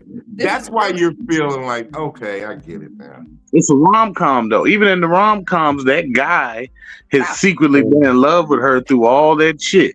And I'll tell you this too. He doesn't have children. He's a year older than me. He doesn't have children. He would never lock in and have a child with somebody who already has children. That's what I was gonna say. He's locked in on all your flaws already. He's like, you damaged goods to him. No offense, but like that's how some niggas think. They'd be like, oh, she my homegirl. If she hadn't fucked up so much already, I could fuck with her. And that probably would be the situation, but yeah, that's the third category. You either an ugly friend and it ain't no fucking chance I'm ever gonna touch you, or I've already seen you do enough dirt that no matter how good you look, nah, I can't fuck with you. Yeah, you burnt Johnny back in '97. I remember that shit. Know too much. Yeah. Hey, you know what, Vito? Remember when I said I ain't really ran to no hard women like that? I know why. Because I'm friends with them. Now I'm thinking about it. Yeah, well, no, you in the stage. I will tell you where you at, Sauce, because I've been there. Like I'm at this point in my life where I've really seen a lot, and you're in the stage where you on your fuck shit too. So it don't matter. You expect everyone to be on fuck shit. So it's like, all right, we all playing the game. That's how it was when I was slanging and banging and running the streets. We all playing the game. We can't complain about what happens out here. We playing the game. You know this bitch is trifling. You see, I'm fucking her. She got a whole man. And motherfucking, she know I'm fucking 7 other bitches. So we all dirty. Why is we sitting here trying to judge each other? See, now I've evolved and I've developed into the person where it's like I'm holding myself accountable and I'm like, I can't be on the fuck shit. I know there's fuck shit going on, but I can't be a part of it. And I really appreciate it if the people around me ain't off that either, because it makes it easier to thrive and multiply shit when you ain't on fuck shit, because that karma's gonna keep coming back. Fuck shit always come back. Fuck shit always come back. And I'm not wishing it upon you, Sauce. I promise I'm not. But the fuck shit, you got to just remember everything you do in these years, so that you, when it do come back a little bit, you're like, oh, yeah, I did have. My dick was all in her mouth, and she was talking to her boyfriend. No, I shouldn't have did that. I know it's gonna come right back. I know it's gonna destroy everything I made. It's probably gonna get you boys sent away. Yeah, that's what I'm realizing in my life at times. I'm just the horrible bitches that's coming back that I used to tell bitches lies to tell niggas. I'm like, you know what? He'll believe shit. That do be some wild shit. I had one I probably was like 25, 26, and this junk called her boyfriend with my dick in her mouth, and I was so appalled. And yeah, man, nigga. To let you know. I mean, she on the phone like, yeah, I'm with my brother. We just stopped to grab some food, man. With her play brother? No, she said you were so appalled, but did you stop her? Huh? I said you were so appalled, but did you stop her? Yeah, no, I didn't cover my mouth. No, yeah, when you doing it, Philly, it's not that you appalled. You like, no, that's what you just said. No. That's what I'm saying. When you appalled, you saying to yourself, "This is why I don't trust bitches right now. This is exactly why I don't trust bitches." You just flipping it around in the mouth. This is why I don't trust bitches. Mm-hmm. I had to hold my mom back, and she laughing and giggling. Like, you ever had somebody talk with your dick just on their tongue? And you amazed that they can still get full words out, and it's like, you've done this plenty of times before. It don't even sound like you garble mouth right now. Yeah, she did that when she was on the phone with me.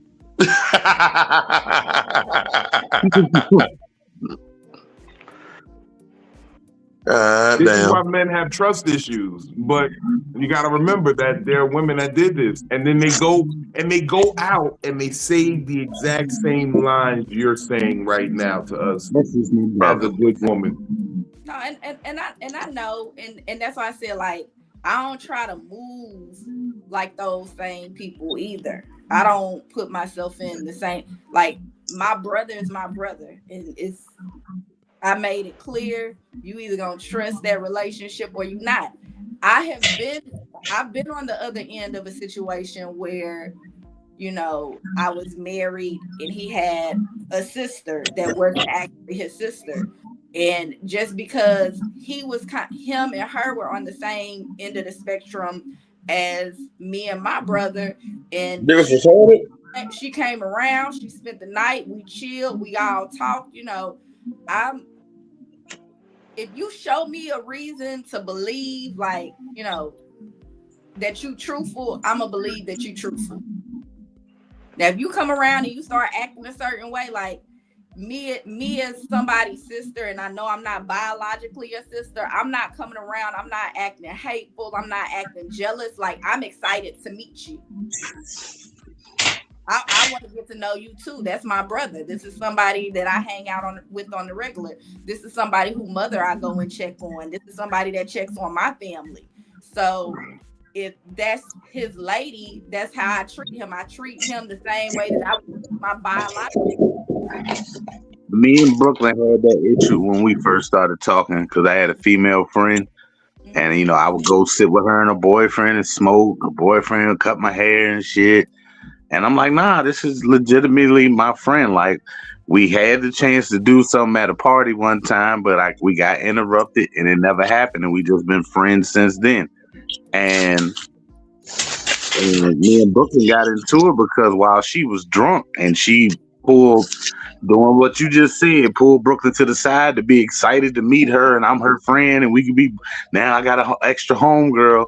And she told Brooklyn that I was her boyfriend number 2, and I was the one that she hit up when her boyfriend don't want to go eat because he don't mind if I go with Benny because Benny don't mind going to eat. And I'm like, why the fuck would she say that to you? Because She was that be trying to the real sabotage. case. That's Because crazy. that be the real case, bruh. And that's why I She don't was play trying to that shit, because sabotage you the And- emotional nigga that she don't never gotta owe no pussy to. And That's Brooklyn what it still really be. semi-upset. That's the person that you get to be emotional and never get the tax on the pussy. Because see, that's what boyfriends and husbands got. They tax on that pussy. They want some of that pussy. And Brooklyn still hot with me semi behind it because I cussed Brooklyn ass out for that shit. Like, yo, how the fuck? I'm like, you just getting here. This was 3-4 months into our relationship. And I'm like, you just getting here. I done known this girl for years, and that's just my home girl. And you trying to up line over this, that, and the third, and then come down the line to find out where it's like she thinks I'm her boyfriend number 2, and he'll do anything for me when I call him and ask him. And it's like, no, I was being a friend. But, you know, and I had to apologize for the shit because then time go on and Brooklyn Facebook getting reported and shit, and we can't figure out who it is and why. And come to find out, it's this chick. Every time she put up a flyer or trying to promote herself, she reporting the flyer, and they putting Brooklyn in Facebook jail for 2 days, 3 days, 4 weeks, a month, 3 months. And then when she finally blocked her, she didn't get reported no more. So the bitch was still hating because I stopped being friends with her. Because it's like, yo, I'm thinking we really just friends. And you talking about I'm boyfriend number 2. Like, why the fuck would you say some shit like that? Like, what the fuck is wrong with you? Once I personally met her boyfriend and shook that man's hand and sat in that man's house and all that shit, sex off the table now for damn sure. Fuck the missed opportunity. I shook that man's hand. Yeah. I can't do that. So for you to say I'm your boyfriend number 2, nah, bitch, you tripping. Men better people than women like that. I'm not a person to be like that.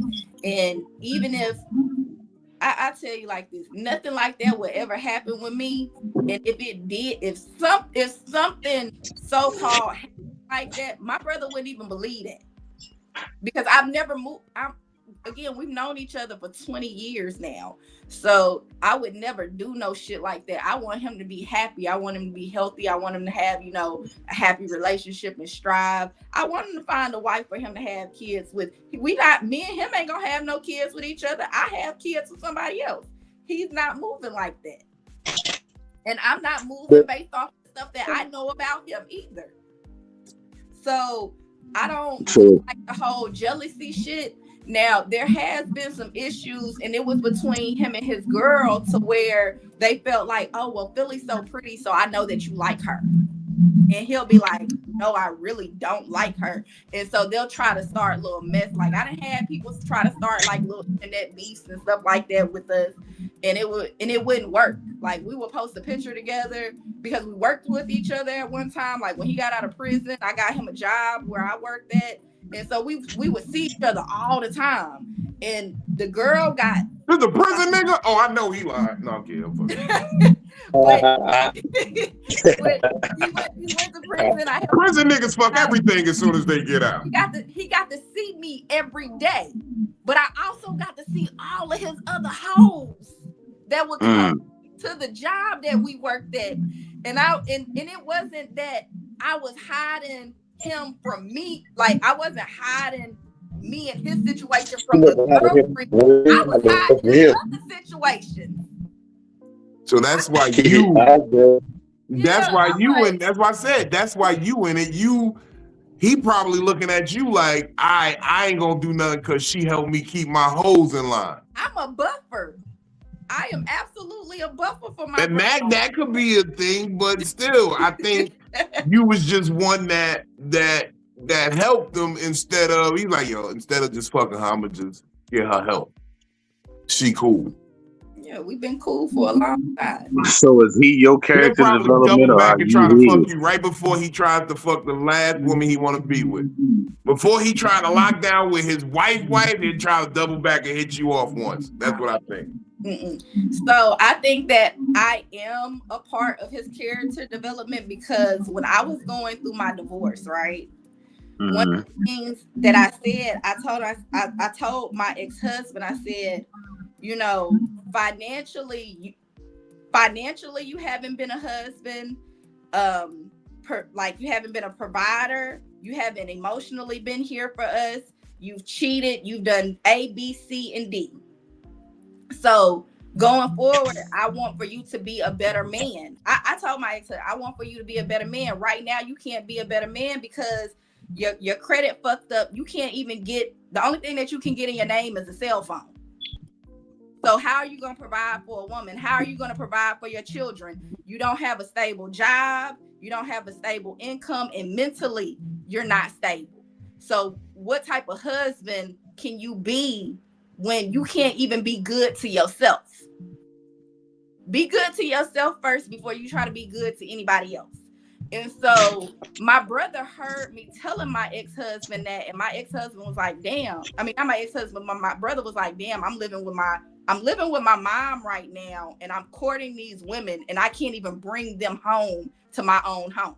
I'm bringing them home to my mother's home. So what did he do? He went and he fixed his credit. He got a good job. He bought a house. He didn't buy a 2-bedroom house. He bought him a 3-bedroom house. And he said, Philly, you made me have to hold my nuts up and say, you know what? Right now, I'm not the type of man for the type of woman that I want to have. So he fixed his life to be a better gigolo. If that's the case, but he don't. And when did he do this? And you was between baby daddy, your birth baby daddy, and your husband. I've already had 2 children by this point. Okay. So he don't want me. I don't want to. Like, again, this is not to be disrespectful, but he realized, he saw you and then realized what he wanted, and that's why you not on the table for him. And that's okay. That's okay. I feel like me and him realized that a long time ago. The thing about it is, I think that most of the time, even like when you have friendships, especially when you get older, a lot of your friendships is because there's certain things that you see in people. You're either physically attracted to them, they made you laugh in some type of way, or y'all have mutual friends. Correct me if I'm wrong. You say that one more time. Let me process it properly. Your friends, especially as you get older. In high school, that might be a friend because y'all have mutual friends. Y'all see each other all the time, right? It's proximity. But as we get older, you become friends with people because either first you were initially attracted to them, maybe you were around them and they made you laugh, or y'all have mutual friends. It's one of the 3. Well, you see, for one, it kind of disqualifies. Now, if you're just saying friends of the opposite sex, because I would never be attracted to a man, so that would take one of the categories out of there for me. 3. So y'all were probably you probably had mutual friends. But what I'm saying is the whole assessment of it in this intergender friendship dynamic is that can't be a topic. Like, real talk, I don't go around looking to be friends with women. In general, I don't look to be your friend. That should happen on accident. No, let me say this real quick, and I say this in all sincerity. No, I say this in all sincerity without trying to be disrespectful or demeaning, but I feel like women are needy. I don't like them. I don't like to be friends with them. I feel like women don't really, for the most part anyway, on a general basis, women don't bring anything to me other than attractiveness and sexuality and things like that. Like, it's rare that women bring me anything other than a headache. It's rare. It's rare. It's really, for most men, women are a stress point. Even in platonic situations, it's a stress point because now you have all the responsibility of protecting this woman and none of the reward of the protection of this woman. That's why men eventually cut off their female friends. Yes.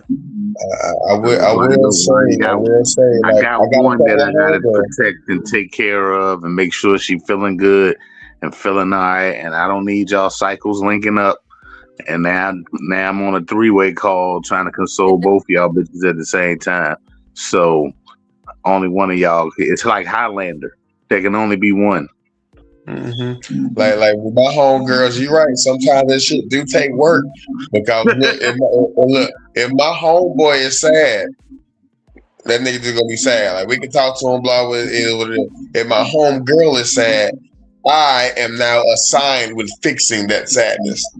Stop everything you doing. Even like volunteer for it. That's what these looking for. Your homeboy say you sad. Hold on. Your homeboy say you sad, you can be like, all right, nigga, I'm gonna swing through, smoke a blunt with you for a second.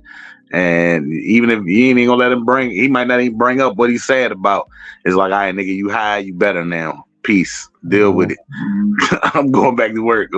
But with women, even in high school, I've seen the times where I've been at the table with 4 or 5 women friends and telling them, all right, you need to do this with your boyfriend, and you need to do this with you and your mom's situation. And you need to do this with this, and you're so easy to talk to, Benny. And I just, yeah. But meanwhile, I wanted to fuck them all, and none of them would give me a shot. So I just got stuck in the friend zone. So you didn't play brother now. You didn't play brother. Even though I play uncles, but they play brother. Yeah. I understand how all of that worked because, like, even with, let's just say me and my ex-husband, right? Me and my ex-husband had a best friend, a mutual, and I call him my bestie. Now, I know my bestie, if I would have ever got to a point where I'd be like, you know what? I'm going to let you fuck. He absolutely would have fucked me. But he already knew that I put him in the friend zone, so he gave his other best friend the alley-oop on me. And that's how me and my ex-husband ended up together, was because we had a mutual best friend. But you see how you even just claimed you put him in the friend zone? I absolutely did. And I knew that. And that's the difference between the person that I call my brother and the person that I call my bestie. Because my bestie, he absolutely, if I would have gave him a chance, he would have fucked me. But my brother, he won't. Okay, but see, this is what I be mean. Different categories. I'm sorry. No. I think we're just at a point of logistics at this point, because it's like, all right, as a man, I could never say I put someone in the friend zone, because at the end of the day, you're not a friend to me if I have to put you in that zone. We're not friends. You someone who shot your shot and you missed, and we're not friends for real. You just a nigga who missed your shot. You a chick who missed your shot. I think that, again, even with that situation, it did become logistical, right? So he kept me around because at that time I used to go to the club with a lot of pretty girls. So what would he do? He would fuck my friends. Oh, he called the consolation prize. Yeah, that's the consolation prize of the friend zone. That's the best case scenario you could have in the friend zone. All right, I missed the one I wanted, but I get this. It's like I missed the 3-pointer, but I get a bunch of layups afterwards. Yeah, but once I married friend, me and him weren't I never hit the jackpot, but I get a bunch of free plays. Yeah. But I don't get to leave the casino with no money, but I play all day. Yeah. And that's what I'm saying. I understand where you're coming from, because once me and my ex-husband got married, me and him weren't like cool. No, we were still friends. Like if we seen each other was nothing but love, but the relationship absolutely changed. And now that we're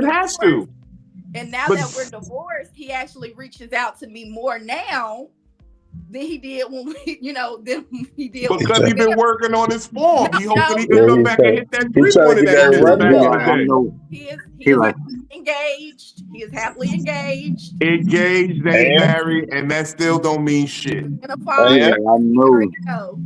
He like, I know at least one of her pretty friends told her how good this dick was. Thanks. One of them told her I get down. I'm trying to give you some games, Phil. You can shut me down all you want, man. I'm just trying to give you some games about how these niggas think. That's what I'm saying. I see what you're saying, and I understand it. I know that that's just the difference between a woman and a man's perspective about like friends and things like that. Sure. Men deal in reality, women deal in their perspective. Well, once I tell you I don't like you, then you shouldn't stop. You should stop trying to fuck me then. Tell your play brother. Ask your play brother if he'll put his dick in your kneecap. He would.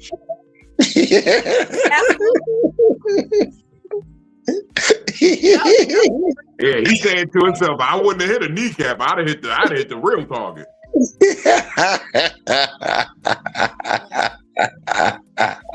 That was a friend. I know he was a friend. I know that if I would have gave him a chance, he would have knocked it out. I didn't give him a chance, and he still put bare ass dick in the back of my kneecap.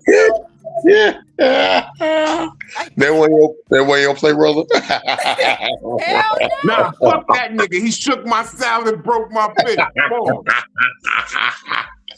that nigga. Don't laugh at that nigga. I owe that nigga a fade. You know what they do? You know what they do in the yard over a fish dinner? That was the first nigga to comment on my Mardi Gras picture once I put it on Facebook. I said, "Damn, he's still." And Steve, that makes you the anti-hero, because you like, fuck the dick at the back of the knee. He shook my fish. He must pay.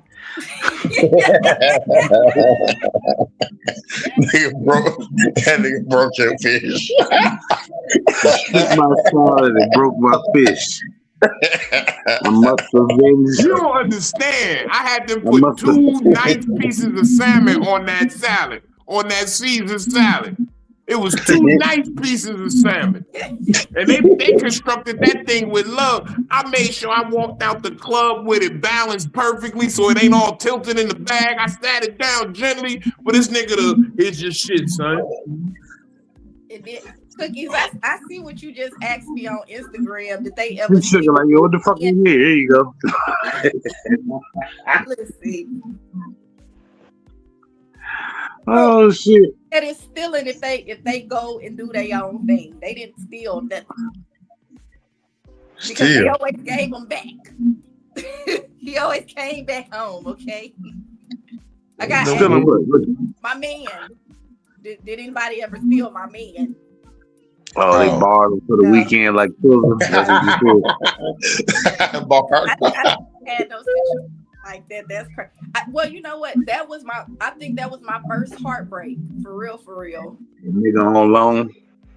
He went to Atlanta for one of the homecomings. Oh, you already know what's up. Yeah, he went to Atlanta for homecoming, and I was at home, and this nigga said something about like he missed the bus, and so he ended up at his ex's house. I said, "Nigga, you over there fucking?" He was like, "I'm not fucking her." I'm like, "You was at home, and he was at homecoming." He said he was stuck over there for a week. That's why I pissed in that nigga mouth. You was home and he was coming. You pissed in his mouth. He came back home. He thought it was squirt. No, the fuck it wasn't. That was piss. My bad, y'all. That's biological warfare. You getting the golden shower. I was 19 years old. Damn, P. Diddy. I did it. Phil Diddy. Talk to him, man. Tell him what you at. What you got going on? I told him to stop. All right, what's going on, everybody? So we're about to finish out February very strong. If you guys didn't know, I got my first IMDb credit yesterday. Now, I mean, we had a premiere. I am one of the supporting actors in The Perfect Victim. This movie will be coming out in Tubi, Amazon Prime, and the Remy Network soon. Okay, but so be on the lookout for that shit there. Also, next week on the 27th, we will be Crossing the Line. Crossing the Line comedy will be taking place at Members Only in Charlotte, North Carolina. You know what I'm saying? It's a comedy night of raw, unfiltered comedy. All right. And also on the 28th in Charlotte, North Carolina, we will be in the motherfucking Green Room comedy show in Charlotte, North Carolina. All right. I got some more dates coming up for March, but I will tell y'all that when we get closer to March. Okay. Yes, sir. March. My man Saul, thank you for tapping in with us, brother. I appreciate you. Don't leave yet, Sauce. You know you be leaving as soon as you say your shit. Manny, talk to him, man. Tell him what you got going on. Comfort and joy, Titans of comfort and joy, everybody. You can follow me on all social media at Benny Blanco Perry. March 12th, got another showcase I'm doing, and I got to get the full particulars. I will be starting a First Fridays monthly show. So I'm about to have that starting off. Should be starting off in March. Well, not March, April. I should be doing the first one April. So I want to do a whole full month of promotion for that. And I don't think I'm going to necessarily make it an open mic. It'll be more so of a showcase. So, you know, I'm going to get my funds up so I can pay a headliner and get 2 features that want to, you know, work with a good headliner. So, of course, 9 times out of 10, you already know that Vino will be first up at bat for that. But, and this particular venue, I can smoke. Whew, gotta love it. So, hallelujah. Yeah. Now we outside, but the nigga got heaters and he got that plastic thing for outside. But when it ain't wintertime, it's an upstairs level, and he's putting the monitor TVs upstairs so that even if you upstairs chilling and smoking, you can still see who's on stage and what's going on with that. And so that's in the pipeline.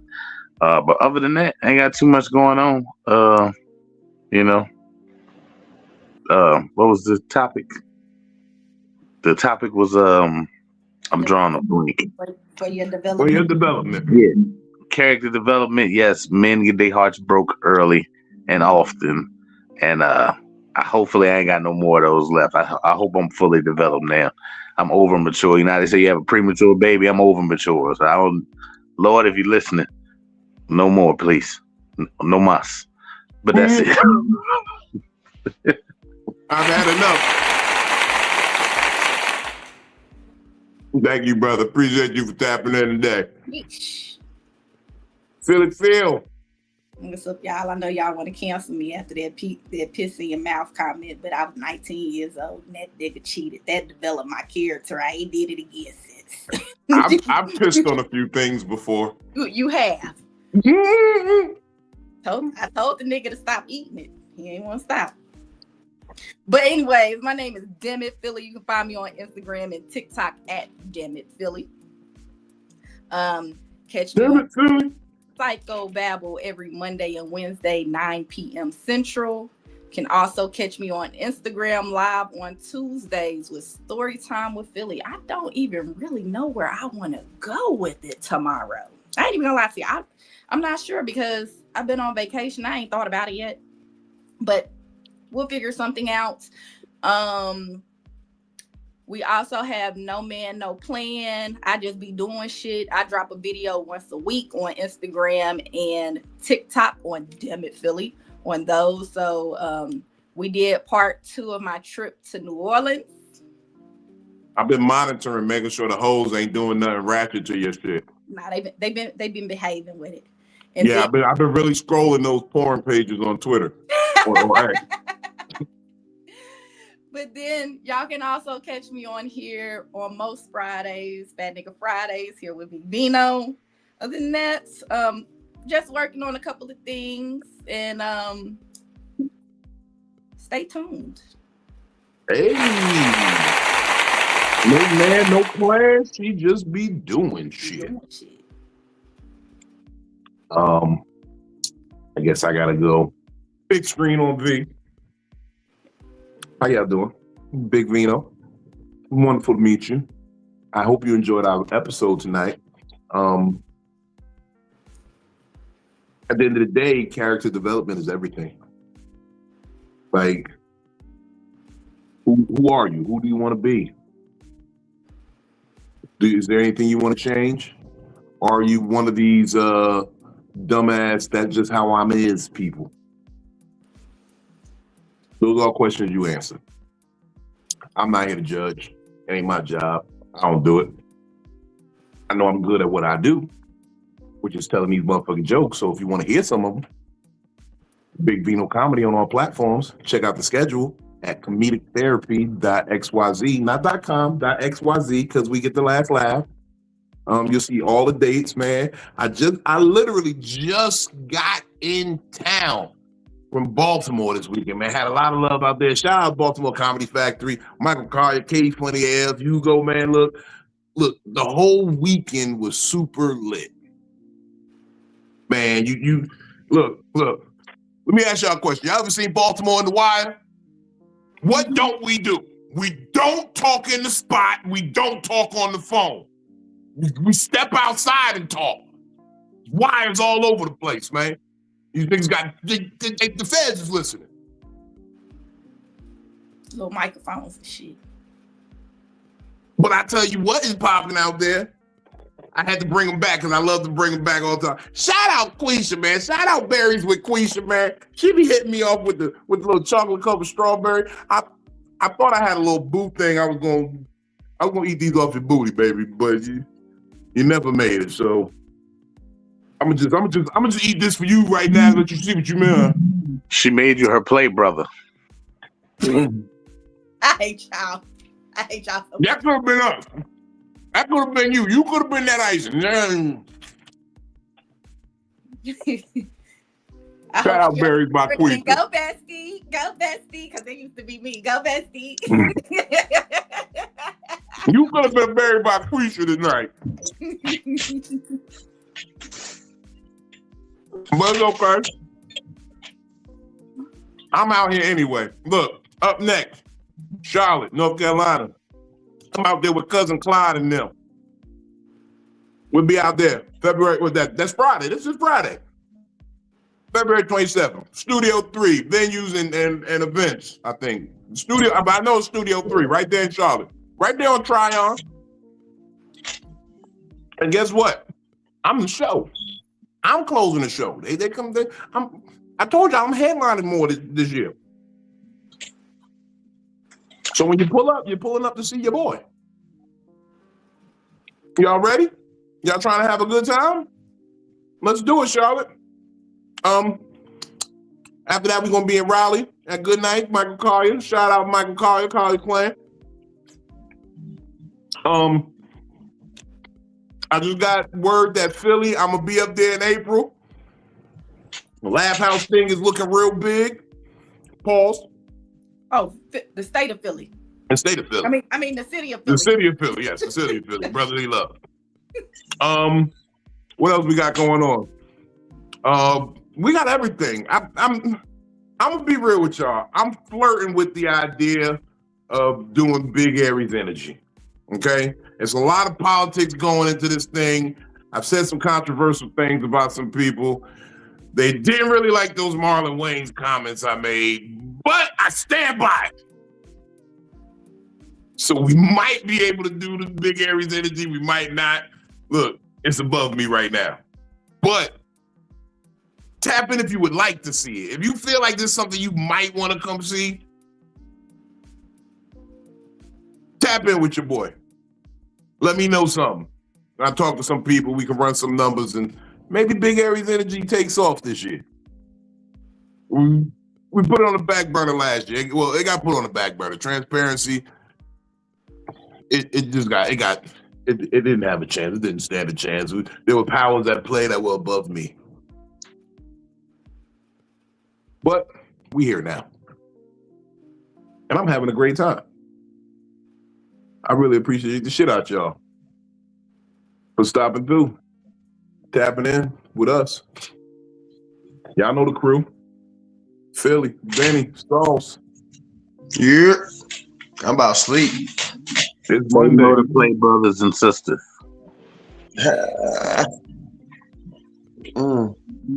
Shout out to all the chicks who call me they play brother and play with my ball. Yeah. I love y'all. Love y'all. Tell Ma to hey. Yeah. Explain, keep telling Ma why you can't lock down a good man like me. No, because that's what their mother always say. Their mother always say, see, the problem is you should be with a nigga like Vino. You want to mess around with all these other niggas. Why you don't ever give him none? No, she give me some, Ma. She just don't want a real nigga in her life. You play all women I used to mess with, they mamas love me. They mamas love me. Mamas love me. Straight up. Good night, y'all.